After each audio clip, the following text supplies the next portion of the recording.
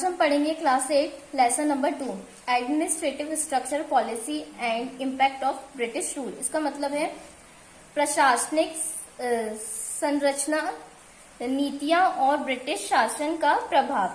तो इसका हम इंट्रोडक्शन देखेंगे कि क्या है।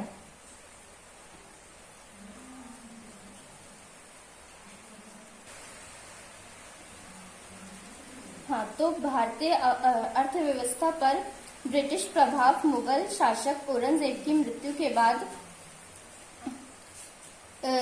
बाद सहज ही परिलक्षित होने लगा था। मतलब जब औरंगजेब, मुगल एम्पायर औरंगजेब जो थे, उनकी डेथ के बाद जो भी उनका शासन, मतलब जो भी चीजें थी,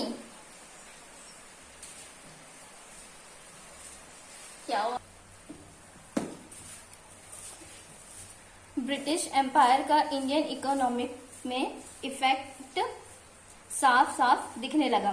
इसके कारण उनका जो शासन था वो धीरे धीरे कमजोर होने लगा, जिसके कारण जो उनकी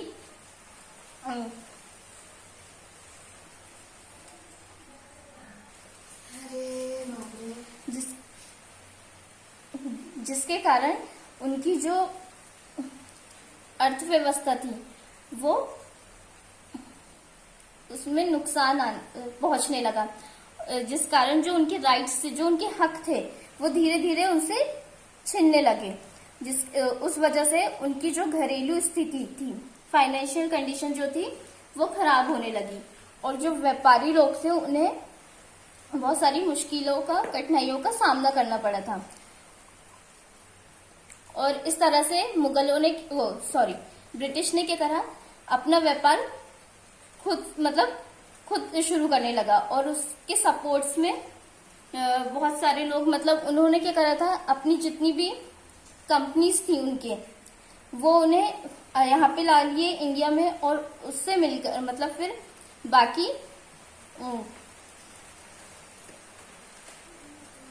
फिर उन्होंने 1793 में लॉर्ड कॉर्नवालिस के साथ मिलके पूरा व्यापार शुरू किया।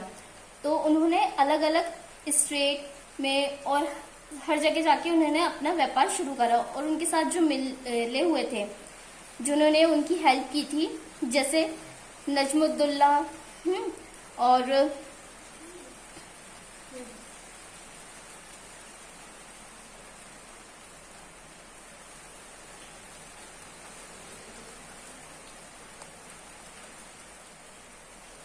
इन लोगों के साथ मिलकर इन्होंने अपना व्यापार शुरू करा। इनकी हेल्प करने के लिए बहुत सारे मुगल एम्पायर और बाकी के भी लोग इनकी मदद करने लगे और फिर इन्होंने अपना जो व्यापार था उसे स्टैब्लिश करने लगा। और उन्होंने अपना जो व्यापार था वो कहाँ स्टैब्लिश किया था, बिहार, उड़ीसा और ऐसे बहुत सारे जगह अपनी कंपनी को वो चलाने लगे। और फिर उन्होंने धीरे धीरे जो उनका ये जो व्यापार था उसको बढ़ाने के लिए उन्हें बहुत सारी चीजें, मतलब और उसको बढ़ाने के लिए और चीजें इस्तेमाल की, जैसे कि तंबाकू और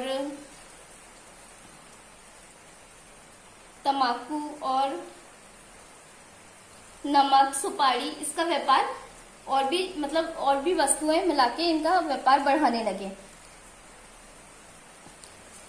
इस तरह से इन्होंने आके पूरा जो व्यापार था वो खुद वो करने लगे। और जो हमारे इंडिया के जो लोग थे, जिनका व्यापार, मतलब जो अपना व्यापार चलाते थे, उनका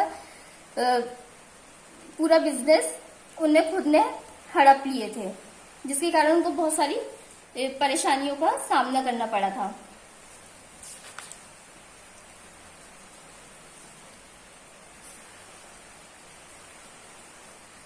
एजुकेशन सिस्टम देखते हैं हमारे इंडिया का। जो एजुकेशन सिस्टम था उसमें जो हमारे इंडियन लोग थे, वो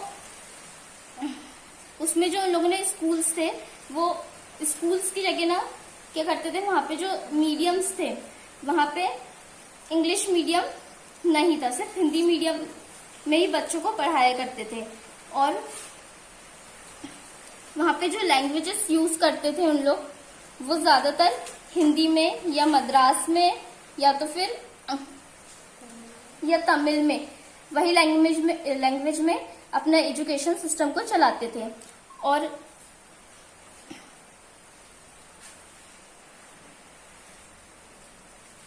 हमेशा अरेबिक और पारसी लैंग्वेज में ही मतलब बातें करते थे। और इंग्लिश में कुछ चीज नहीं बताई गई थी। ज्यादातर उन लोग जो भी वर्ड्स जो इस्तेमाल करते थे वो संस्कृत से ही लेते थे। और जो उपन्यास होते थे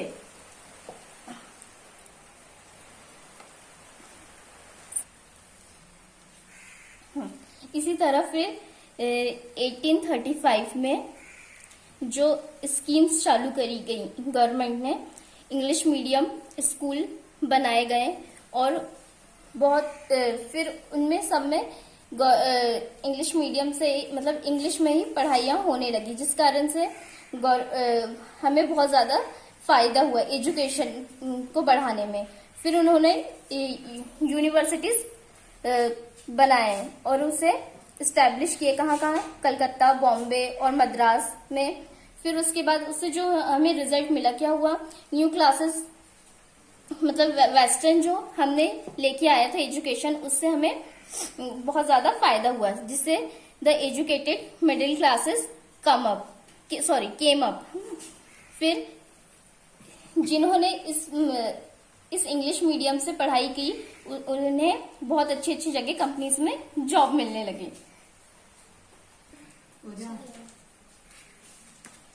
अब हम करते हैं exercise choose the correct options. पहला है when was the Regulating Act passed in the British parliament.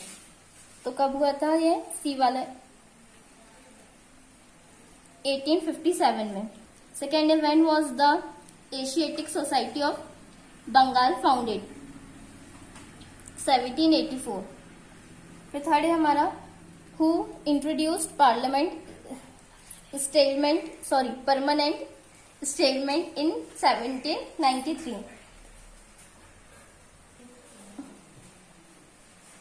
Who introduced permanent settlement in 1793?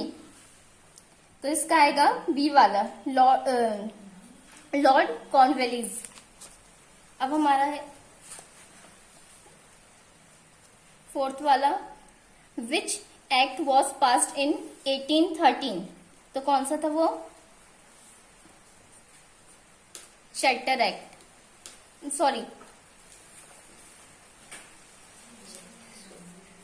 तो इसका आएगा चार्टर एक्ट। अब है फिल इन दी ब्लैंक्स, ये आप यहां से नोट डाउन कर लेंगे, मैंने इसे फिल कर दिया है। अब हम देखते हैं शॉर्ट आंसर।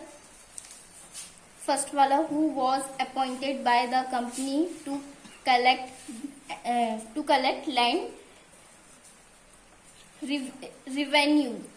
फिर इसका जो आंसर है आपको क्या करना, तो हु की जगह आपको क्या लिखना है, जमींदार, बाकी पूरा वैसा का वैसे ही आएगा।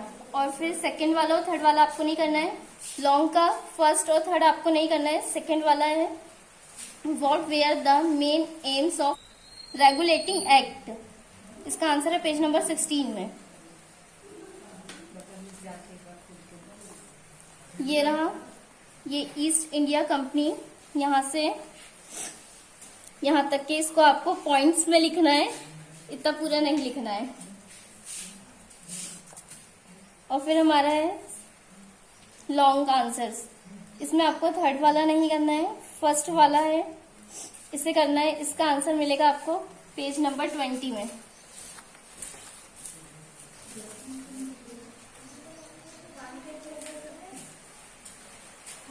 इससे आपको यहां से यहां तक के लिखना है पॉइंट्स में।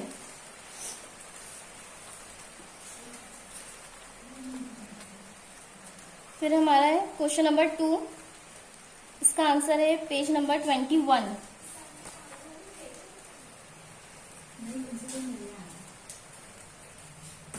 बस इतना ही लिखना है इसमें।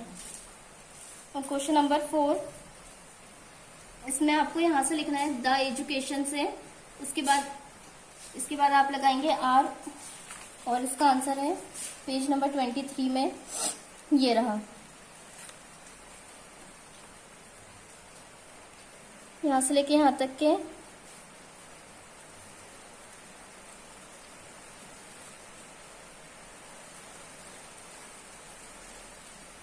ये रहा आपका लॉन्ग का 4 वाला। बस यहाँ पे आपका चैप्टर खत्म होता है। Thank you.